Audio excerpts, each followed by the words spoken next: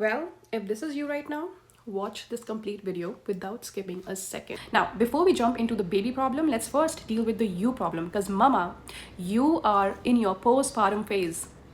Unfortunately, nobody understands this because it's silent, which is accompanied by baby crying.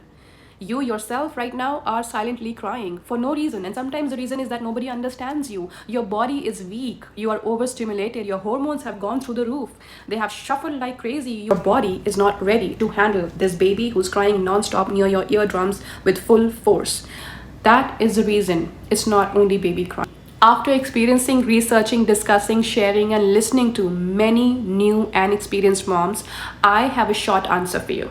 That little baby is crying because they're out of the womb, not as comfortably curled up, swimming in the perfect temperature where Mr. Placenta magically knew when to feed them, how to regulate everything else in their body, and keep them happy and safe all the time. Now they're out in the human hands, who cannot compete with functionalities of natural sciences that happen inside that womb. Now the air, the noise, the temperature, the human touch, the separation, everything is new. They're out of the comfort zone, and hence, mama, they're crying. And I know you're exhausted and you want to close the door on that crying baby. I hear you. Please do not listen to anyone who told you to do this, even if it was your pediatrician's advice. There's enough evidence to support the adverse effect on their mental health if you do so.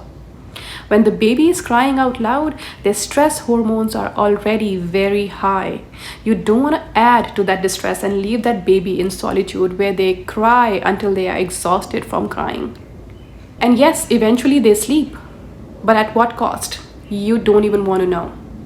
Okay, so let's get into the process of knowing the top reasons why babies actually cry, especially between 0 to 6 months, which is also called as the peak crying season.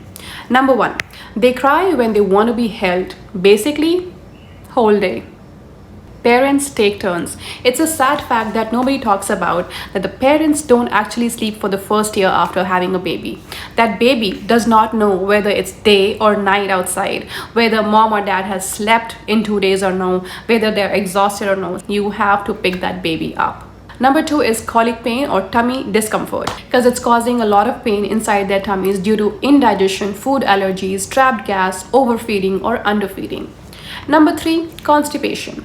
If you are timing your baby's waste output, you should know the frequency at which your baby poops. Sometimes the baby will poop 5 times a day, sometimes the baby will go 5 days without having a bowel movement. The baby is trying to push it out but not able to do so, which is causing a lot of pain.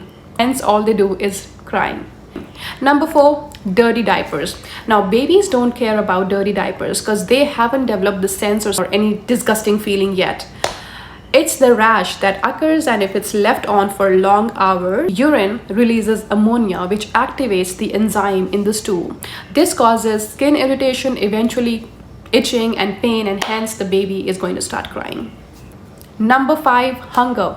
Baby less than 6 months old must be fed every 2 to 3 hours. Remember to burp after every single feed, even if you're sleepy in the midnight. Partners need to take turns here. A little negligence may cause long-term crying the following day. Remember, feeding must follow burping at least till 6 months. Number 6, hot or cold temperatures. As a new mom, you may be having hot flashes one moment or shivering the next because you're also in your postpartum phase. Again, the baby is not ready for such temperature changes, unfortunately. But as they grow, you may keep the temperature between 21 to 23 degrees Celsius. Extreme warm or extreme cold temperatures may lead to baby crying. Number 7, any illnesses like fever, body pains, weaknesses. It could be due to vaccination, viral or bacterial infection. Now, usually baby Tylenol works, but always take doctor's opinion. Number 8, chest or nasal congestion, which can cause coughing, runny nose, irritation, difficulty sleeping, difficulty breathing. They may be rubbing their nose. Unfortunately, there's no medication for this before they turn at least 2 years. What you can do is try vapor rubs, nasal bulbs to help clear that mucus, or buy saline drops. Keep the room humid, but avoid honey at least till 1 year. Number 9, Teething. Babies usually teeth between 4 to 7 months. If you see swollen gums that turn white and feel hard when touched, it could be that the tooth is trying to break through the gums. Some babies don't feel this, while others may feel a lot of pain.